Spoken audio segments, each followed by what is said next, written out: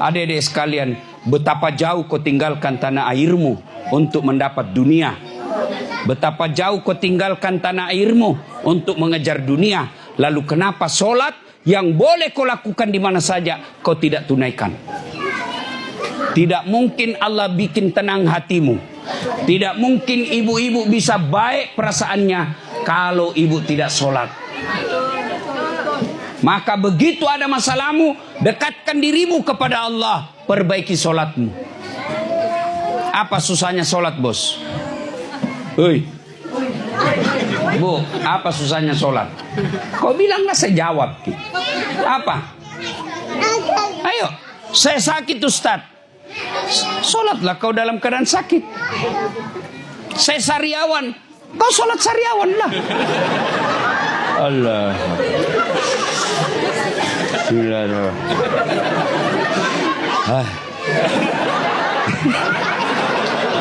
Allah tahu kau lagi sariawan. Iya. Ustaz, nggak ada bacaanku hafal. Wala tai'asu min rauhillah. Jangan kau putus asa. Datanglah kau berjamaah di masjid. Ustaz, saya tidak bisa berdiri. Duduk. Kita lagi dalam perjalanan di atas mobil, kau sholat dalam keadaan duduk. Di atas pesawat, kau sholat dalam keadaan duduk. Yang penting kasih tahu dulu orang di sampingmu. Apalagi kalau dia non muslim. Kau dia kira kau gila barangkali ini.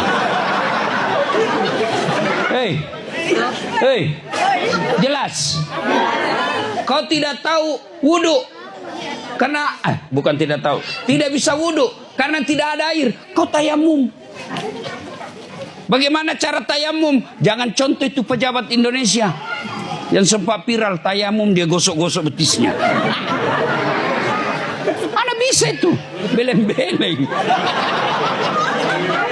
Buat, ini bukan cerita, saya lihat di samping saya seorang pejabat. Dia tayamum, dia mau contohkan, dia mau tunjukkan bahwa saya rajin sholat. Dia tayamum, gimana tayamum? Ya, dia kasih begini. Memangnya kau pakai air dong, Bu? Bu, tayamum. Oi, Bu, buka kacamata. Lepaskan gelang. Lepas jam tanganmu. Lepas cincin. Lalu apa? Kau usap di dinding pesawat kalau naik pesawat. Usap sadel mobil kalau kau naik mobil. Sudah itu letakkan telapak tanganmu. Sudah usap wajahmu. Sudah itu telapak tangan berikutnya kanan. Ini usap lagi di bawah yang siku kiri sampai siku. Sisa ini yang telapak. Sudah itu usap yang atas. Jelas? Hei, kamu pergi touring, nyasar di tengah hutan, sudah kencing, mau sholat tidak dapat air, tayamum. Tapi sudah kencing Ustaz, tidak ada air. Kau ambil daun 3 lembar. Berapa lembar? Berapa? Praktek. Anggap ini daun. Anggaplah ini daun 3 lembar. Caranya, jangan kasihlah ibu-ibu. Ini rahasia laki-laki. Caranya apa? Ambil kau daun pertama, gosok ke bawah. Kenapa kau yang sibuk? Penasaran dia mau lihat. Ambil lagi daun kedua, gosok ke atas.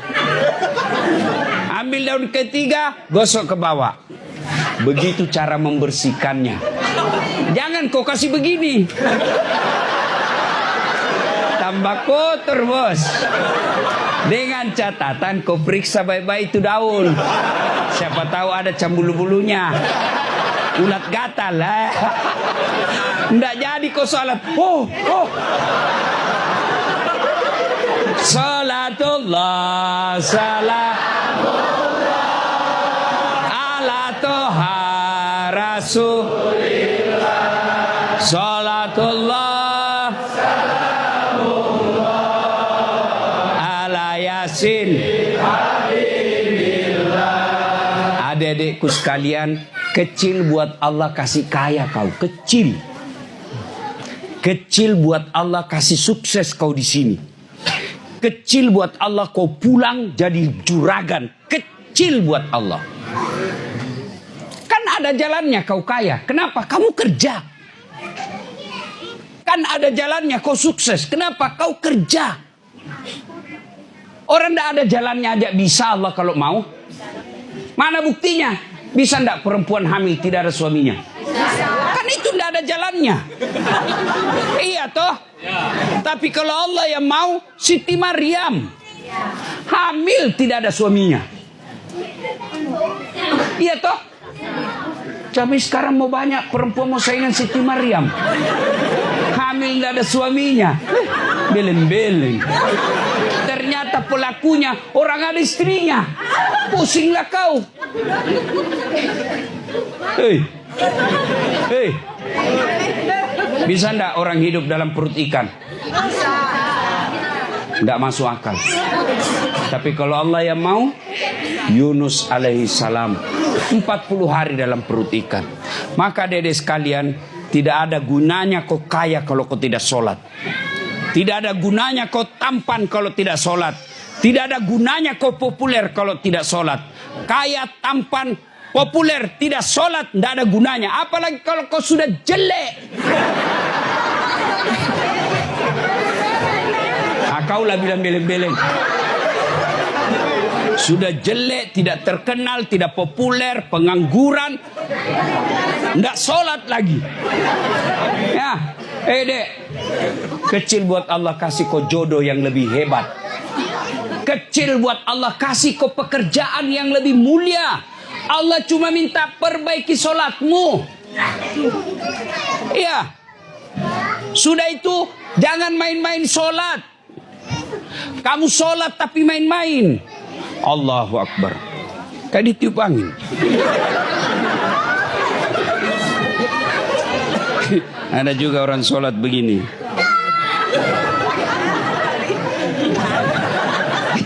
Sholat mak keju-keju. Hei, satu. Masalah sholatmu perbaiki. Dua, tingkatkan kesabaranmu. Sabar itu alladzi iza asabatu musibah qalu inna lillahi wa inna ilaihi rajiun. Dua, Rasulullah itu rumahnya kecil. Dijelaskan dalam hadis, kalau beliau berdiri, kepalanya nyangkut di langit-langit rumah.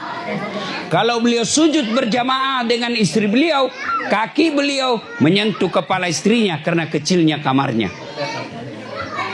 Tapi beliau tidak pernah kita dengar sengsara dalam rumah tangganya. Tapi beliau ucapkan baiti jannati, rumahku laksana surga bagiku. Kenapa? Karena istri beliau menaati suaminya, beliau menghormati istrinya. Jadi kalau kalian cinta kepada Rasulullah, bahagialah dalam rumah tanggamu. Jangan sampai kau sudah merantau, rumah ngontrak-ngontrak, kecil pula, suamimu jelek, bertengkar tiap hari. Kapan kau dapat kebahagiaan? Bagaimana saya mau bahagia, Ustaz? Suami saya jelek. Allah tahu itulah takdirmu dan jodohmu. Karena kalau suamimu cakep, dia akan malu jalan sama kamu. Istriku jelek, Ustaz. Ya itulah takdirmu. Karena kalau dia cantik, dia akan malu jalan sama kamu. Kenapa? Karena kau juga jelek. Jelas? Ya. Bu.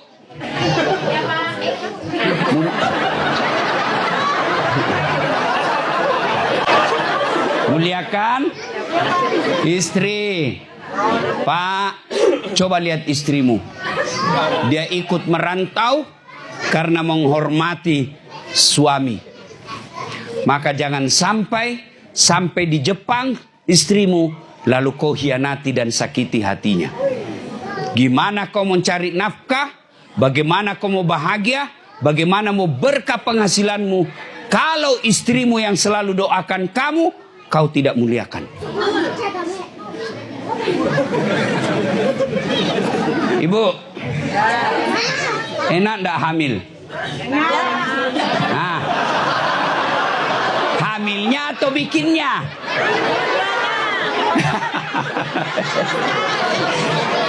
Bu, ndak enak kan hamil? Tidur aja tidak pernah tengkurap.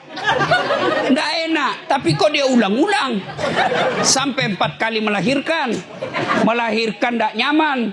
Pilihan antara hidup dan mati. Berapa banyak ibu wafat melahirkan anaknya? Iya toh? Maka bagaimana Allah mau mengangkat derajatmu kalau istrimu kau tidak muliakan? Hormati istrimu.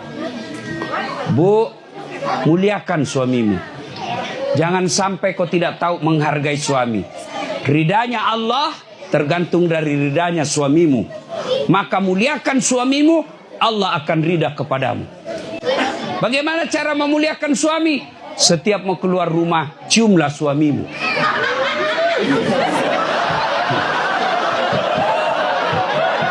Ngeri.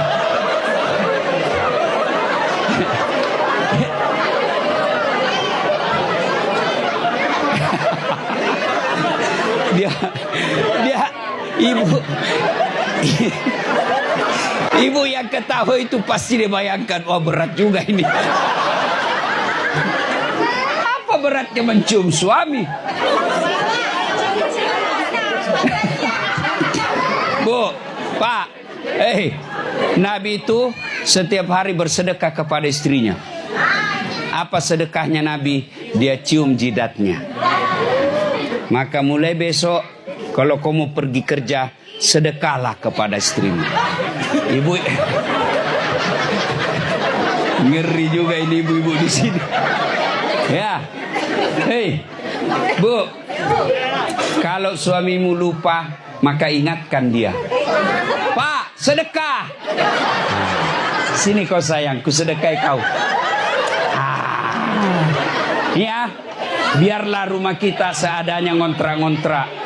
Biarlah gaji kita tidak terlalu memuaskan. Biarlah kita jauh dari rantauan, tapi rumah tangga kita bahagia. Kenapa? Karena istri menghormati suami, suami memuliakan istrinya. Tidak ada kemuliaan bagi seorang suami yang tidak memuliakan istrinya. Pun tidak ada ridha Allah bagi istri yang mendurhakai suaminya.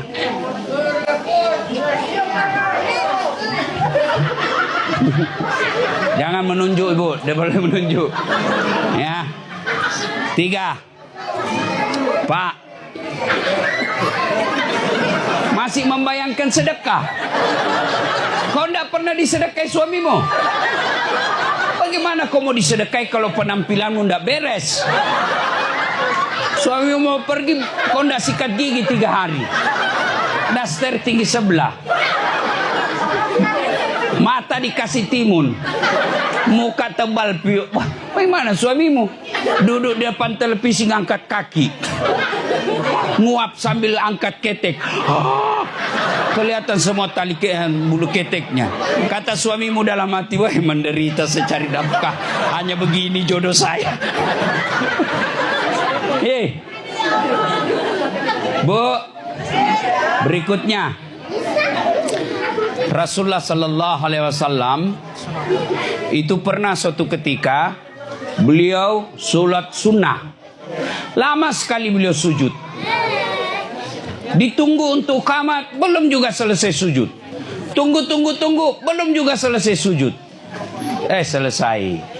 Ternyata bekas sujudnya Nabi ada air mata. Nabi lalu bertanya, Umar bertanya, ya Rasulullah, kenapa kau meneteskan air matamu? Kata Nabi, saya tidak bisa membalas ibadah yang saya lakukan dengan nikmat yang Allah berikan. Adakah yang kalah ibadahnya Nabi? Nabi kalau sholat sendiri, sholat sunnah sampai bengkak betis beliau. Tidak pernah mulutnya lepas dari zikir. Tidak pernah perbuatan beliau menghina orang. Tapi Nabi tetap menyadari, saya tidak mampu membalas nikmat Allah dengan ibadah yang saya lakukan. Adalah seorang sufi yang pernah bercerita, ibadahnya kata ini 350 tahun hidup. Kerjanya ibadah, zikir, memuji Allah. Nanti selesai dia berhenti beribadah ketika makan dan buang air besar. Di akhirat kelak Allah ponis dia, silakan kau masuk surga karena ridaku. Masuklah kau surga karena ridaku. Perempuan ini, hamba ini protes. Ya Allah, saya tidak mau masuk surga karena ridamu. Saya mau masuk surga karena pantas. Kenapa kau merasa pantas? Karena ibadahku 350 tahun. Lalu Allah berfirman, hei, kau rupanya beribadah hitung-hitung. Baiklah, kalau kau berhitung, saya pun akan menghitung nikmatku kepadamu. Wahai malaikat, cabut matanya sebelah kanan, timbang dengan amalnya 350 tahun. Dicabutlah biji mata kanannya, ditimbang dengan amalnya 350 tahun, timbang punya timbang, ternyata subhanallah lebih berat satu biji mata daripada amalnya 350 tahun. Allah sampaikan, hei, itu baru satu biji mata. Kau kira kau bisa beribadah kalau saya kasih kau penyakit? Kau pikir kau bisa cari nafkah sampai ke Jepang kalau kau matamu buta? Maka kau tidak bisa membayar nikmatku dengan ibadahmu. Kamu masuk surga bukan karena ibadahmu semata, karena ridhaku kepadamu. Bapak pikir nikmat Allah ini bisa diuangkan? Hei, kamu pikir bisa diuangkan? Berapa gajimu satu bulan?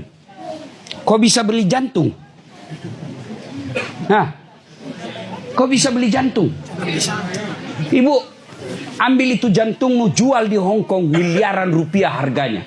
Jual itu, langsung kau jadi miliarder. Tapi kau sudah mati. Hei, ginjal. Ada orang keluar duitnya sampai miliaran untuk ganti ginjalnya satu. Mana bisa kita bayar? Allah kasih kita ginjal 2. Adik-adik, ini kamera mahal. Tapi demi Allah tidak ada gunanya ini kamera kalau tidak ada matamu. Kau mau apa ini kalau tidak ada matamu? Tapi apa ini yang mahal? Tidak, mata. Allah kasih kau gratis. Hebatnya ini mata, dia punya sensor pembeda. Dia bisa bedakan mana istrimu, mana tetanggamu. Bayangkan kalau kau tidak bisa bedakan, kenapa malam minggu lain rasanya ini?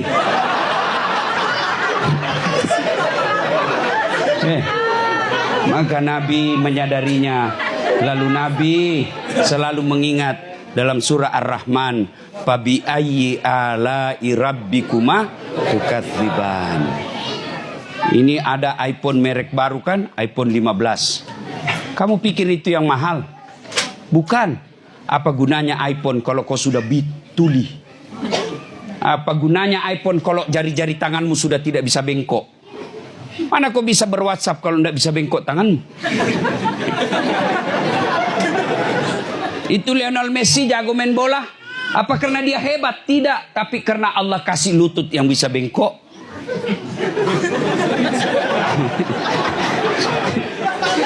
Mana bisa main bola kalau lututnya tidak bisa bengkok? Lari dia. Hei bu. Hei. Pernah kau lihat orang dikawat giginya? Itu mahal katanya bu. Tapi apa kau mau kawat kalau tidak ada gigimu? Hei, ibu cantik sekarang dilihat karena Allah kasih kau kesehatan. Coba kalau kau sudah stroke, mana kau cantik? Maka kita ucapkan alhamdulillah. Banyaklah bersyukur. maka Allah akan tambah. Banyaklah bersyukur, maka Allah akan tambah dari apa yang Allah kasih kau. Kenapa kau miskin? Karena kau tidak pernah bersyukur dengan kemiskinan. Bersyukur, Allah tambah itu.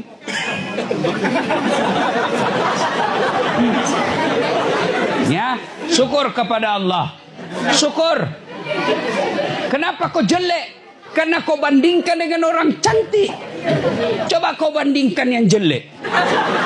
Ya 11-12. Ya toh. Kapan saya jelek? Ketika saya duduk di sampingnya artis cakep. Pasti tambah hancur. Ya. 5. Itu anak-anak. Kalau anak-anak wajar ribut. Kalau ibu-ibu, apa ibu? Apa? Kau yang bilang. Ini masih sewa-sewa Islam Center kita. Tunjukkan marwahmu, tunjukkan harga dirimu sebagai orang Islam, miliki dan beli ini gedung. Amin. Mustahil, tidak ada yang mustahil. Itu tempat saya ceramah tadi siang. Di mana lagi tempatnya itu?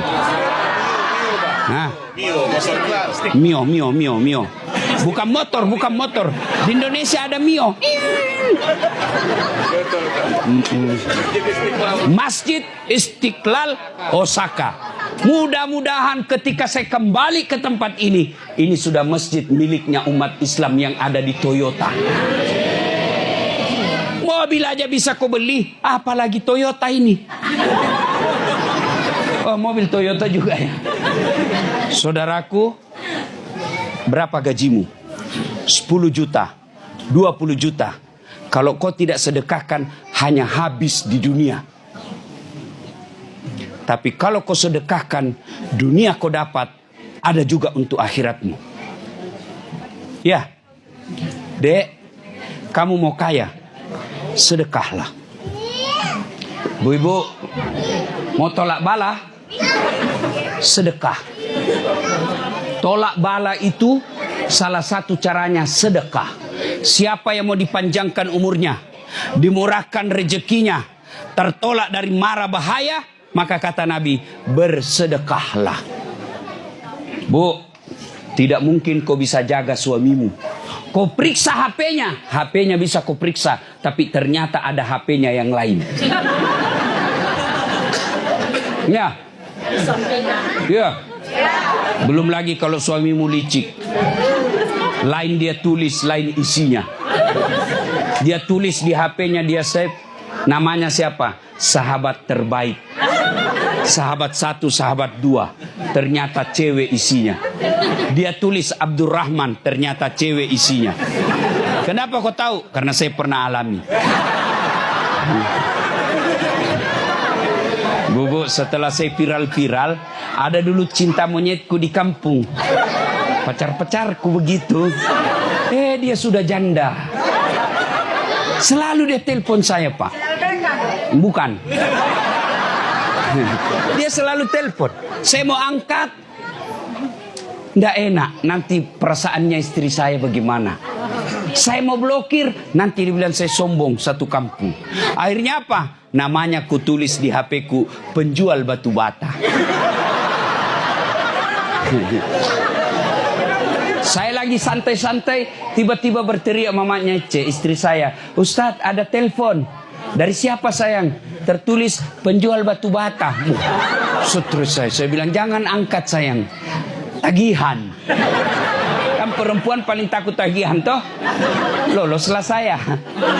Beberapa hari kemudian saya pulang ceramah. Sayangku, bikinkan saya teh hangat.